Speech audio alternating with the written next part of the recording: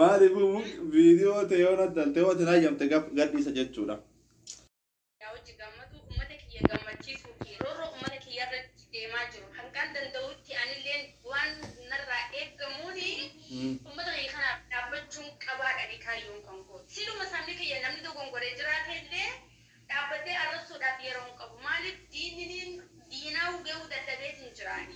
Gaafa itti deebi'ee nama kiyya arrabsuu hin qabu. Nama kiyya illee qeequu hin qabu. Ani balleessaatu tolchaatu balleessaa na duraati. Fakkeenya ilaalchu koo baalee gootichi boroodee baalee keessaa sanyii aliyyii dhufee xiyyaara guddisa gaafaan jedhe ilmaan sii komaandoo tokko baalee fi arsiin naaf tokko jeetiin hammadhee fudhadhe malee siluma waan kanaan natti dhufaa beeke arsiis tuqee baalees tuqee goota baalee keessa dhalates ka arsii jees maqaa yaamee godha. Maaliif ani isin boonsuu fi isin gammachiisuu ofii koo isin boonuudhaaf ani waliin hojjechaa jiru malee waa balleessuu fi miti yookaan nama adda qoqqoodu. Ani akka mataa kiyyaatti akka ta'e arsii eenyu caalaa beektu waan beekuuf akka ati immoo agartee shiraaf waan sadii keessa nambifne waan itti amanuuf akka naaf fakkaate ka'a waan itti amanuuf waan itti fakkaatu atillee baay'ee galatoomii jiraadhu.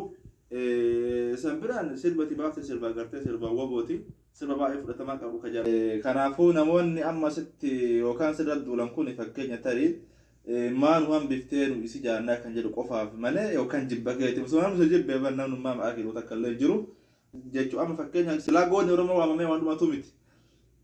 Egaa kutaa Oromoo kana lakkaawanii kutaa martuu walqixa ta'uu qabdi kan jedhu marti nu agartee hagumsi jaara ta'uu gosa kabajuuf malee kanaaf si komatan malee yookaan ati goota arsii hambiftee osoo hin taane egaa kutaa Oromootaa hunda waamte arsii leemaa hiyyaamanii kan jedhu sababa jaara kan ka'e malee biraatti miti.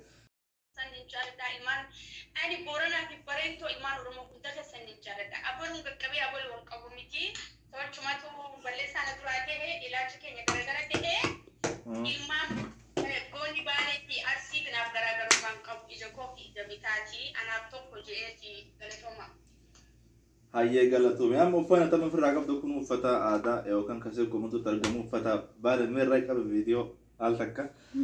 Maaliif uffannummaatu ofirraa qabdu kun uffata kan aadaa baala kasee koomandoo jechuudha. Uffannummaatu ofirraa qabdu kunu jaalala qabdu kunumtuu ragaa qaba kunu ragaadha si galee kunu ragaa guddaa. Deemaa oole guyyaa kana guutuu namni naa feeree si galee bakka takka dhaqeeni amma mana nurseenee bara. Anumaa nurseenee natti si bilbiluu naan jettee wallahi Oromummaan tun hedduu qaaliidha. Ani fi kiyyaa waan Oromummaa kana jechuun qabu dirii narraan dhiqate.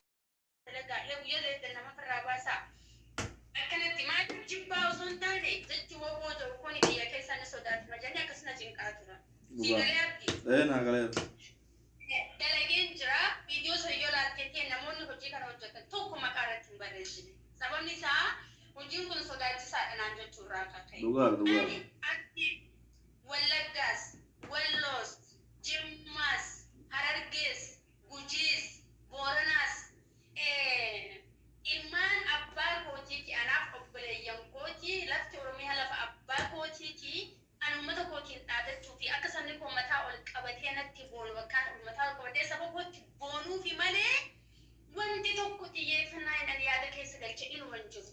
Garuu balleessaa tolchaa na duraa ta'ee egaa akka carraa viidiyoon si waraabaa jira jetteefu uummata kootiin dhiifama naaf godha jechuun barbaada. Ammas ni gollisaa